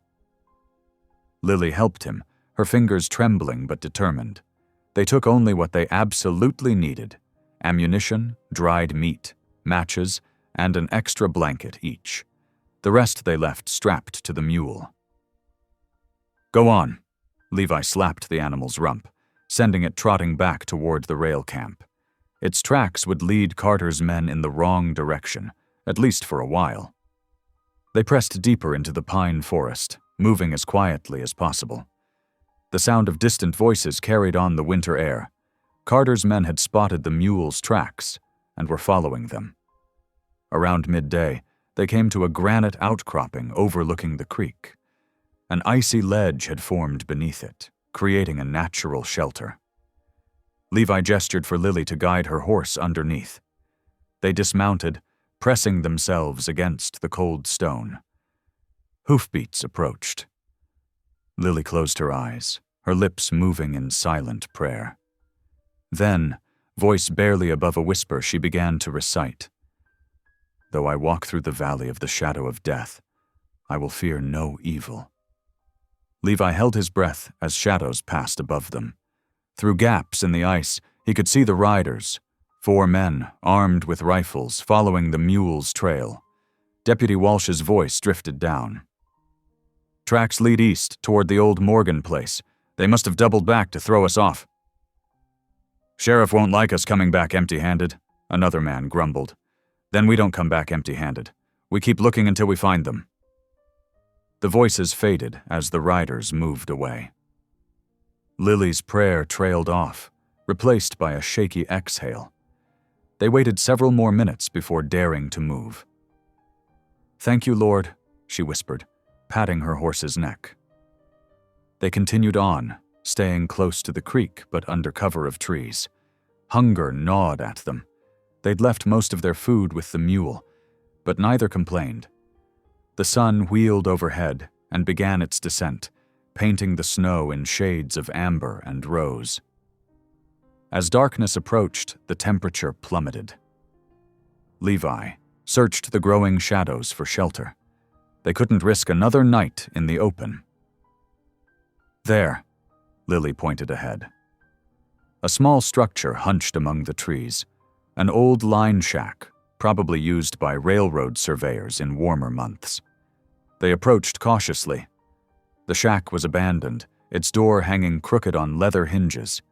Inside, Dust lay thick on the crude wooden table and single chair. A stone fireplace occupied one wall, its chimney still intact. "It'll do," Levi said, leading the horses to a lean-to attached to the back of the shack. They removed saddles and bridles, rubbing the animals down as best they could. Inside, Levi checked the chimney for blockages, while Lily swept years of dust and debris from the floor with a pine branch. The fireplace proved sound, and soon Levi had a small fire crackling, its light casting dancing shadows on the log walls. Lily sat close to the flames, warming her hands. She pulled her mother's Bible from her coat, handling it reverently. The dried lilacs still pressed between its pages released their sweet scent as she opened it. "I never thought to look before," she said softly, turning pages with careful fingers. "We always kept important papers in here, but after the fire—" She trailed off, then stopped at a page near the back. Levi moved closer, watching as she withdrew a folded document. Her father's bold handwriting marked the margins of the deed: dates, boundaries, notes about water rights. The official seal of the Territorial Land Office was clearly visible. "Proof," Levi said quietly. "This shows your father owned those acres free and clear. No railroad had any claim to them." Lily traced her father's handwriting with a trembling finger. "He was so proud of our ranch, said it would be my inheritance someday." Her voice caught. "Carter knew this deed existed. That's why he wanted the Bible." "And now we have it," Levi said. "The federal marshal will have to listen with this as evidence." They ate a meager supper of dried meat, saving most of their remaining provisions for the journey ahead. The fire burned low as night deepened around the shack. "I'll take first watch," Levi said, checking his rifle. "Try to get some sleep." Lily wrapped herself in her blanket, using her saddle as a pillow. She kept the Bible close, one hand resting on its worn leather cover. Soon her breathing deepened into sleep. Levi sat by the door, watching moonlight paint silver patterns on the snow outside. Every snap of a frozen branch, every whisper of wind made him tense. But the night remained quiet, except for the soft breathing of the horses under the lean-to and Lily's peaceful slumber. Halfway through the night, they traded places. Lily took up position by the door, while Levi got what rest he could. They'd learned to sleep lightly these past days, ready to move at a moment's notice. The deed was their hope now, proof of Carter's crimes and Lily's rightful claim to her family's land. But first they had to reach Lead Junction alive. Levi knew Carter's men wouldn't give up easily. The sheriff had too much to lose if the truth came out. As Lily kept her vigil, she drew strength from the Bible's presence and the memory of her father's strong hand writing those notes in the margins. Whatever came next, they had justice on their side. That would have to be enough. The hours before dawn crept by in tense silence. Frost crackled on the shack's single window, and the dying embers cast weak shadows across the rough-hewn walls. Levi dozed fitfully against his saddle, while Lily kept watch by the door, Bible clutched close. A twig snapped outside. Buck's low growl came an instant before the first shot shattered the window. Glass sprayed across the floor as Lily dove for cover. Levi was on his feet in an instant, Colt drawn. "Get down!" he shouted, pulling Lily behind the overturned table. More bullets splintered the doorframe. In the gray pre-dawn light, dark figures moved between the trees. "Carter's men," Lily whispered, her face pale but composed. "They must have backtracked us." Levi checked his ammunition. 6 shots in the cylinder, 12 more rounds in his belt. Not enough for a prolonged fight. He could make out at least 5 riders through the broken window. "When I start shooting, head for the back window. he said quietly. "The horses are still saddled. Don't wait for me." Lily started to protest, but Levi was already moving. He fired through the doorway, the revolver's report deafening in the small space. A cry of pain answered. One of Carter's men tumbled from his saddle into the snow. "There's your murderer, boys," a voice called out, Deputy Walsh. "Shoot to kill!" Another volley of shots chewed into the shack's walls. Levi returned fire, forcing the attackers back. Behind him, he heard Lily wrestling with the rear window's frozen frame. "It's stuck!" she hissed. Levi fired again, then turned to help her. Together they forced the window open. Cold air rushed in as Lily climbed through, landing in the deep snow below. Levi passed her the Bible before following. Their horses stamped nervously under the lean-to, steam rising from their nostrils. Lily swung into her saddle while Levi untied the reins. Buck circled anxiously, barking at the sounds of approaching riders. "They're coming around," Lily warned. Levi vaulted onto his horse just as bullets kicked up snow around them. They spurred their mounts forward, crashing through the underbrush. Buck bounded ahead, leading them through the trees. Behind them, shouts and curses filled the air. The thunder of pursuing hooves grew closer as they emerged onto more open ground. The horses struggled in the deep snow, their breath coming in great white plumes. "There!" Lily pointed ahead to where the creek narrowed between rocky banks. A natural ice bridge spanned the gap, their only way across. But before they could reach it, more riders appeared ahead of them. Leading them was Sheriff Carter himself, his brass star gleaming dully in the growing light. "Got you now, Hale," Carter's voice carried across the snow. "Surrender the girl and maybe you'll live to see your trial." Levi reined his horse around, searching for another escape route. But Carter's men had them surrounded, closing in from all sides. The ice bridge was their only chance. "Lily," he said urgently, "when I tell you ride for that bridge, don't stop for anything." She clutched the Bible tighter, understanding in her eyes. "Levi, no. You have to get that deed to Lead Junction. It's the only way to stop him." Carter's men were nearly upon them.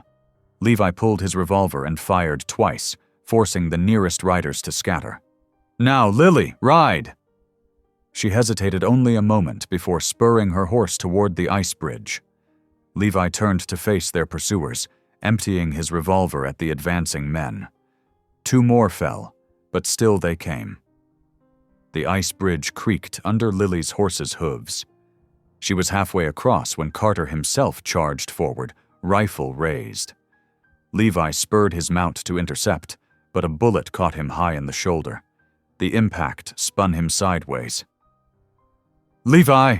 Lily's scream echoed off the canyon walls. Another shot struck his horse. The animal reared in pain and terror, throwing Levi from the saddle. He tumbled down the snowy bank, pain exploding through his wounded shoulder. His revolver flew from his grip as he rolled to a stop in a deep drift. "Keep riding!" he shouted to Lily, who had reined in at the far side of the bridge. "Don't stop!" Carter's men were on him before he could rise. Rough hands dragged him from the snow, twisting his arms behind his back. Through blurred vision, he saw Lily wheel her horse around and gallop away, the Bible still clutched to her chest. "After her," Carter ordered, but the ice bridge was already cracking, weakened by the passage of so many horses. Great fissures spread across its surface. "Too dangerous, Sheriff," Walsh called. "We'll have to go around by the ford." Carter dismounted and strode to where his men held Levi. The sheriff's face was twisted with rage as he drew his pistol and struck Levi across the temple with its barrel. "You've caused me a lot of trouble, mountain man," Carter snarled. Blood trickled down Levi's face as the sheriff grabbed his jaw. "But it ends here. By the time I'm done, no one will believe a word against me. Not from a murderer like you, and certainly not from some mad girl's ravings." Levi tried to speak, but another blow silenced him. Through dimming consciousness, he watched Lily disappear into the trees, carrying their proof of Carter's crimes. He prayed she would make it to Lead Junction alive.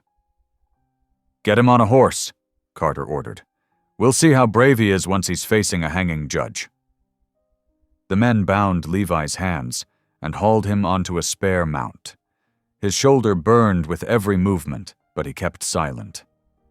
Buck whined from the trees, but knew better than to approach the armed. "Men!" As they rode back toward Silver Bluff, Levi noticed Carter examining something in the snow, a torn piece of paper that must have fallen from the Bible during their escape. The sheriff smiled coldly as he tucked it into his coat. "Looks like your girl dropped something important," Carter taunted. "Shame she won't have all the proof she needs when she reaches Lead Junction, if she makes it that far in this weather." Levi's heart sank, but he held on to hope. Lily was strong, stronger than Carter knew. She had her mother's Bible, her father's handwriting, and most importantly, her own courage. That would have to be enough. The sun rose fully as they descended toward town, painting the snow-covered valley in shades of rose and gold. But Levi saw none of its beauty. His thoughts were with Lily, riding alone through the wilderness, carrying their last chance for justice. Behind them, Buck's mournful howl echoed off the canyon walls, a sound of loss and separation that seemed to hang in the frozen air long after they'd passed from sight. Lily rode through darkness deeper than any she'd known. The weight of Levi's capture pressed against her heart with each hoofbeat. Her mare's breath came in steaming clouds as they followed the winding trail back toward the mission, guided by starlight and memory. Buck had followed her, padding silently through the snow beside her horse.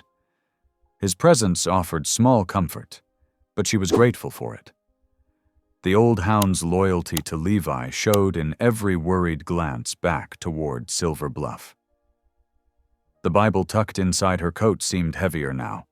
Its pages held not just the partial deed, but her parents' last traces, her mother's dried lilacs, her father's careful handwriting.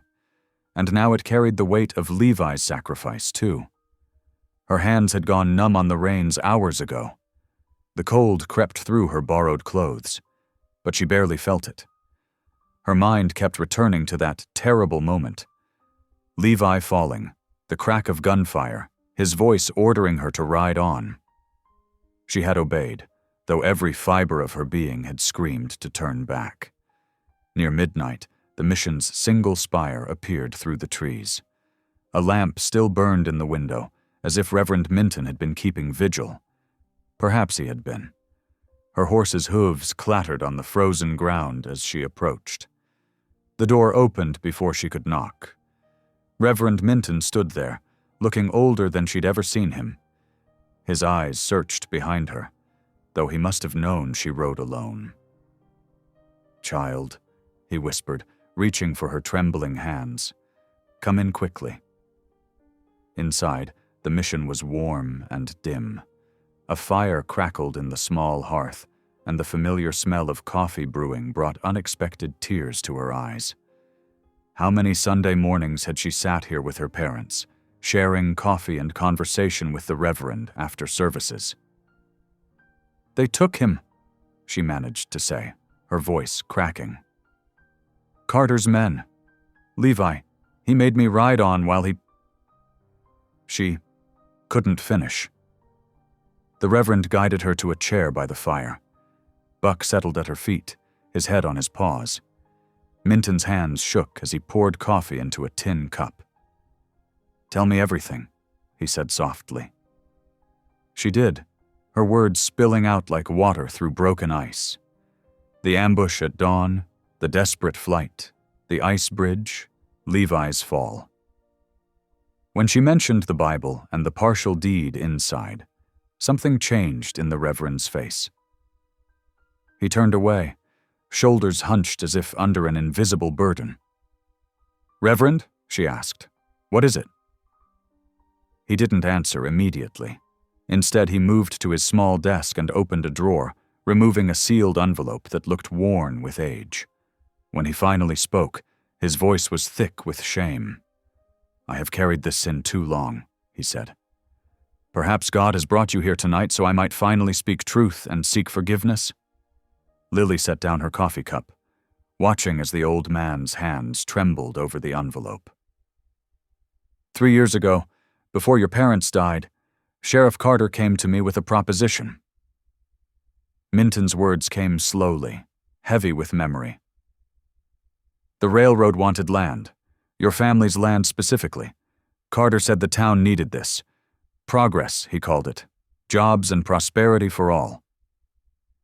Understanding began to dawn in Lily's mind. Her fingers tightened on the Bible in her lap. "He asked me to help him create new documents," the Reverend continued. "Papers that would show your father had sold the land before his death. God help me," I agreed. I told myself it was for the greater good.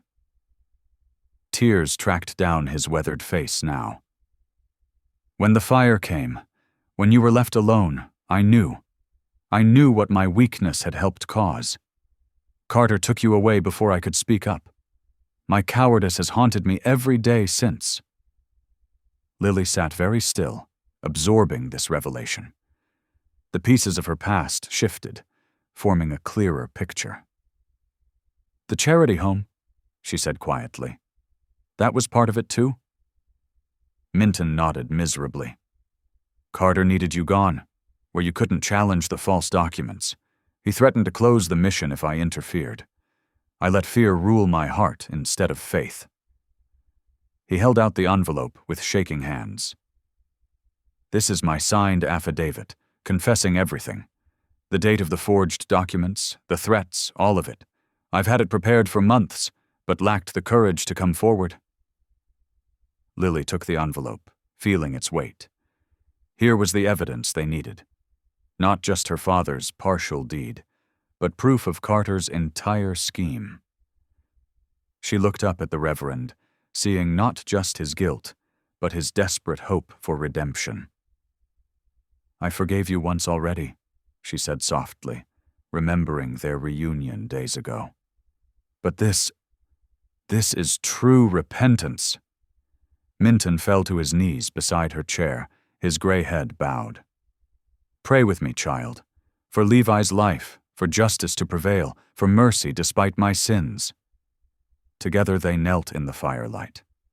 Buck raised his head to watch as their whispered prayers filled the small room. The Reverend's voice grew stronger as he asked God's protection for Levi, for Lily, for truth to triumph over deceit. When the last Amen faded, Lily opened her eyes with new resolve. Outside, the sky was beginning to lighten. Dawn approached, bringing with it decision. "I'm riding into town," she announced, rising from her knees. "Carter needs to face what he's done in broad daylight." "Lily, no," Minton protested. "He'll have you arrested, or worse." She lifted her chin, something of her father's determination showing in her face. "Truth isn't afraid of mourning, Reverend. My parents taught me that. Levi showed me that. It's time everyone in Silver Bluff saw what their sheriff really is." The Reverend studied her for a long moment. Finally, he nodded. "Your faith shames my fear, child. But please, be careful. Carter is most dangerous when cornered." Lily tucked both the Bible and the affidavit securely in her saddlebag. Outside, the first hint of dawn touched the eastern sky. The night's snow was already melting, turning the ground to spring mud. Her cloak billowed in the morning breeze as she mounted her horse. Buck stood alert, watching her. She patted her saddle. "Come on, boy. Levi needs us both." The old hound needed no second invitation. He fell in beside her horse as she turned toward town. Behind her, Reverend Minton stood in the mission doorway, his voice carrying one last prayer. "God go with you, child. Let truth and mercy prevail." The rising sun painted the muddy road ahead in shades of gold and shadow. Lily rode forward, knowing she carried not just documents in her saddlebag, but the weight of justice itself. Her parents' memory, Levi's freedom, and the Reverend's redemption all depended on what she did next. She touched the saddlebag, where the affidavit lay next to her mother's Bible. Together they would be enough. They had to be enough.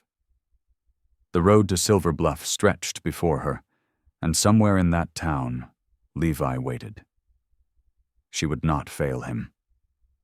The morning wind caught her cloak again as she urged her horse to a faster pace. Behind her, the mission bell began to toll the hour, its clear notes carrying across the valley like a call to witness. Truth was coming to Silver Bluff with the dawn. The church bell tolled across Silver Bluff as Lily pushed open the heavy wooden doors. Sunday morning light streamed through stained glass, falling across packed pews where townsfolk sat listening to Sheriff Carter's smooth voice from near the pulpit. And we must remain vigilant against those who would disturb the peace of our God-fearing community, he was saying, his badge gleaming. Mud from her boots marked her path down the center aisle. Buck padded silently beside her, his presence giving her strength. Whispers rippled through the congregation as they recognized her. "I have evidence of Sheriff Carter's true nature," Lily announced, her clear voice carrying to the rafters. She held up the charred deed and Reverend Minton's affidavit. "Here is proof of theft, murder, and corruption." Carter's face darkened. "Now see here. My father never sold our land," Lily continued, stronger now. "Carter forged documents and burned our ranch. Then he sent me to that so-called charity home." Her voice shook but didn't break. "Where girls were starved, beaten, and sold to wealthy men." Gasps filled the church. Women covered their mouths in horror. Men stood, faces grim with growing anger. Carter lunged toward her, reaching for the papers, but 3 townsmen stepped between them. "Don't touch her," growled Tom Wheeler, the blacksmith. "These accusations are absurd," Carter sputtered, but his eyes darted toward the door. "They're true." A new voice rang out. United States Marshal Henry Thorne stepped forward from the back of the church, 2 deputies beside him. "We've been investigating railroad corruption across the territory. Your partner in Lead Junction confessed everything 2 days ago." Lily's heart leaped. Lead Junction. Then, "Yes, miss," Marshal Thorne said gently. "Our scouts found Mr. Hale upriver yesterday. He's wounded but alive, recovering at the army post." Lily's knees weakened with relief. Buck pressed against her legs, steadying her as tears spilled down her cheeks. "Eli Carter," Thorne announced formally, "you're under arrest for fraud, conspiracy, and suspected murder." His deputies moved forward with shackles as angry shouts filled the church. Carter tried to draw his gun, but Wheeler and the others wrestled him down. The marshal's iron cuffs clicked shut around his wrists as justice finally arrived in Silver Bluff. Lily clutched her mother's Bible to her chest, watching as they led Carter away. Soon she would see Levi again. Soon they would rebuild what was broken. But for now, she simply stood in the sunlight streaming through the windows, letting truth illuminate the darkness at last. Pine-scented mountain air swept through the valley as Lily rode beside Marshal Thorne's wagon. Her heart quickened at each bend in the trail, knowing each hoofbeat brought her closer to Levi. Buck trotted ahead, nose to the ground, leading them toward a weathered cabin nestled among the aspens. "Just through here, Miss Bell," Marshal Thorne said kindly, guiding his horse around a fallen log. "The army doctor's been tending him daily." Smoke curled from the cabin's chimney, and someone had swept the path clean. Lily dismounted before they fully stopped, her boots crunching on fresh gravel. At the door, she paused, steadying herself with a deep breath. Inside, Levi lay on a narrow bed, chest wrapped in clean bandages, His eyes opened at her footsteps. "Lily," he whispered, struggling to rise despite his wounds. "Don't move," she said through tears, rushing to his side. Her hands found his, rough and warm and wonderfully alive. Buck patted in behind her, laying his head on Levi's knee with a contented whine. Marshal Thorne cleared his throat from the doorway. "Carter confessed everything this morning. Said the railroad paid him $5,000 to clear out Pine Creek Valley. He ordered your parents' ranch burned, Miss Bell." The marshal's voice softened. "By territorial law, the land reverts to you as sole heir." Lily barely heard him, lost in the quiet joy of Levi's presence. Over the next 7 days, as color returned to his face, they began rebuilding her family's homestead. Neighbors brought timber and tools, helping raise new walls where the old had fallen. Near the fresh-built doorway, Lily planted her mother's favorite lilacs, carefully transplanted from the mission garden. "They'll bloom come spring," she said, patting the dark earth around their roots. "Mama always said they reminded her of God's grace." Levi worked alongside her as his strength returned, finding peace in the simple rhythm of sawing boards and driving nails. Each evening, they shared quiet prayers on the new porch, watching purple shadows creep across Pine Creek Valley. Their words grew fewer, but their hearts grew fuller, devotion blooming between them like Lily's lilacs taking root in restored soil. In the soft twilight, Buck stretched at their feet while whip-poor-wills called from the forest edge. The land was healing, and in its healing, they found their own. Spring sunshine warmed Pine Creek Hollow as new life stirred in the valley. The Bell homestead, once a charred reminder of greed's destruction, now stood restored, its fresh-cut timber and gleaming windows, a beacon of hope against the mountain backdrop. Levi worked from sunrise to sunset, building extra rooms onto the cabin. His wounds had healed clean, leaving only scars that pulled less with each passing day. The sound of his hammer rang through the hollow, mixing with bird song and the gentle rush of the creek. "Another bed finished," he called out to Lily, who stood in the doorway hanging fresh curtains. She smiled, watching him test the joints of the simple pine frame he'd crafted. 3 more like it waited in the barn, ready for the girls coming from Silver Bluff. "That makes 8 beds total," she said, wiping flour from her hands onto her apron. "Sarah and Beth arrive tomorrow, then Mary and little Rachel next week." These were girls she'd known from the charity home, now freed by Carter's arrest and the mission's closure. The townspeople of Silver Bluff, shaken by the revelation of Carter's crimes, had begun sending wagons loaded with supplies. Quilts, cooking pots, preserved food, and tools arrived daily. Many brought notes of apology for their blindness to suffering. Lily accepted each gift with grace, turning shame into purpose.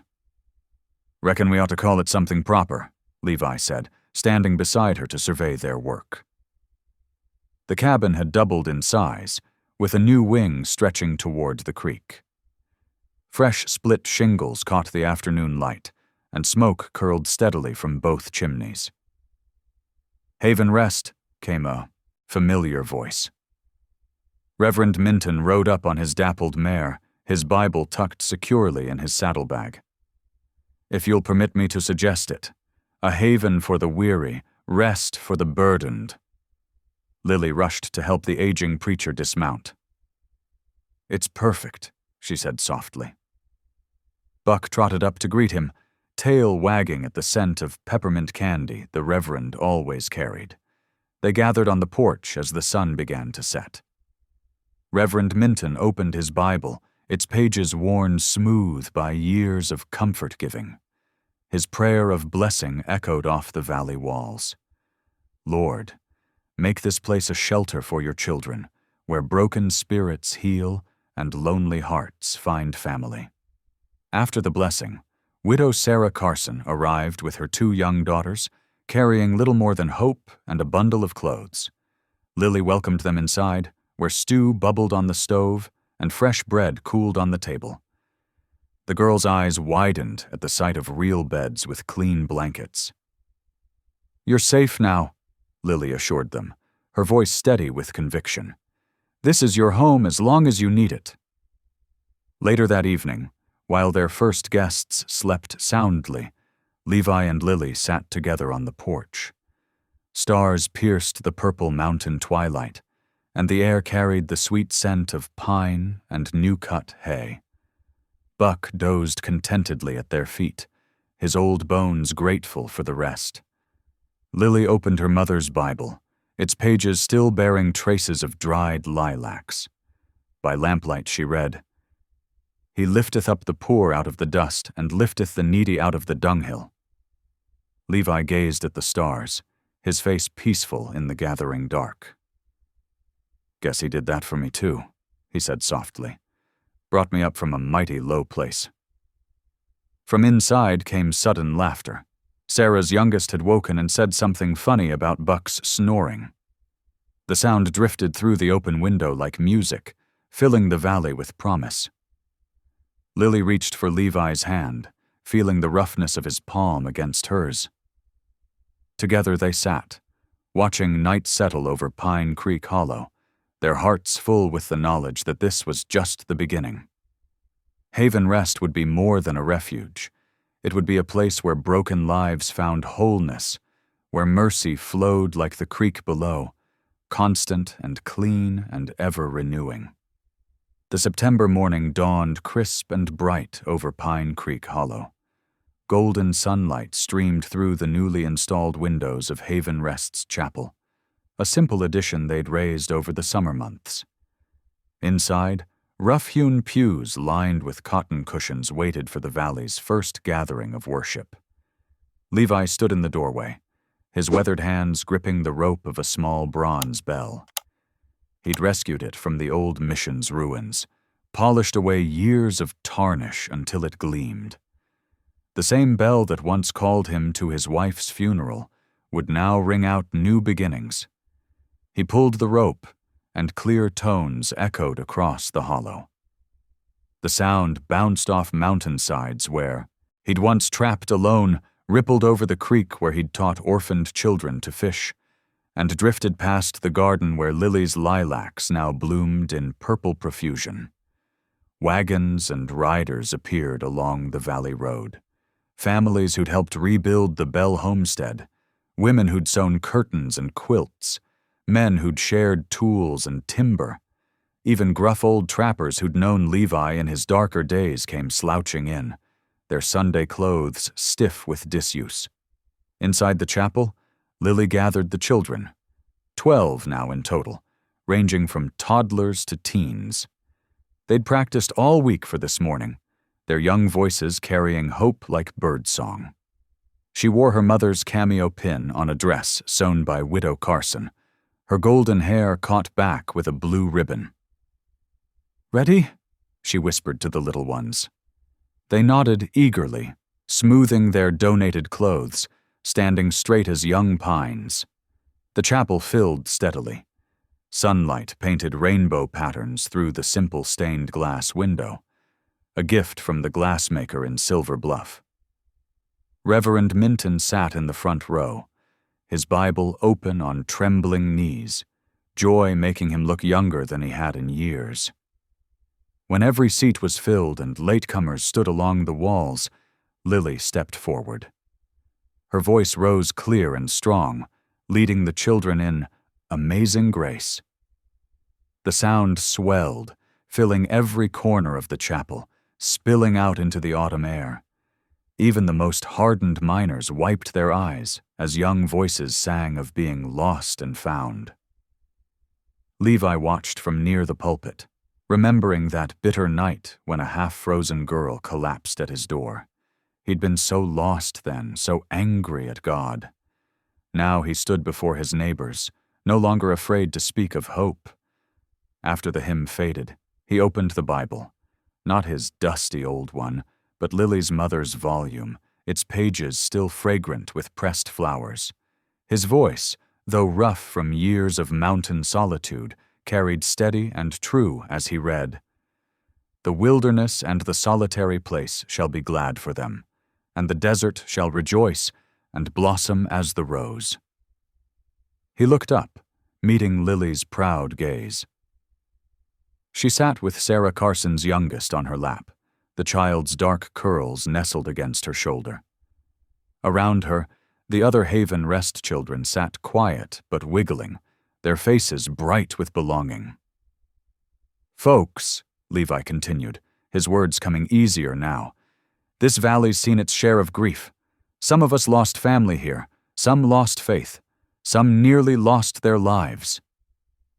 He paused, remembering the gunshots, the ice, the long nights of doubt.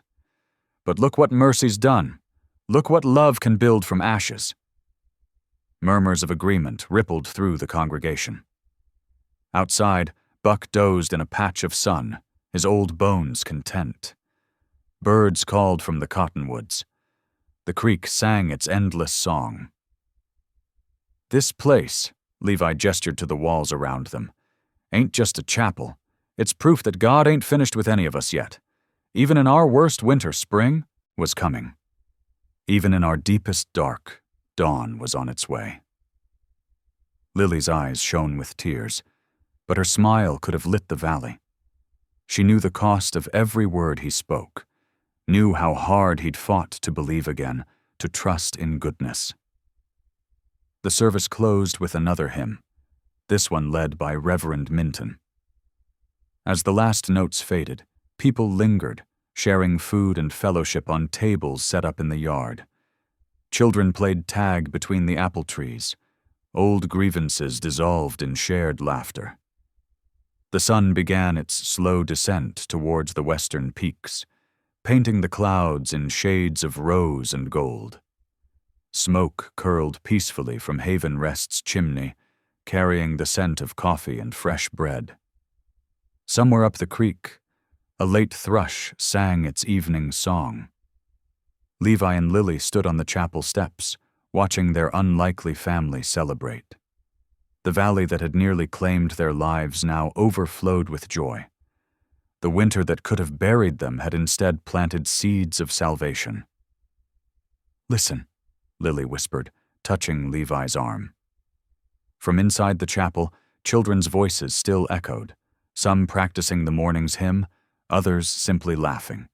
The sound merged with the eternal voice of the snow-fed stream, with the wind in the pines, with all the music of their redeemed hollow. The mountain peaks caught the day's last light, glowing like gates of glory. In the valley below, Haven Rest stood as a testament to mercy, its windows warm with lamplight, its doors open to all who needed shelter, its bell ready to ring out hope for years to come. Thank you for listening. Stories connect us in the most unexpected ways. If you felt that spark today, make sure you're subscribed. I share a new one daily, and the next might change your day.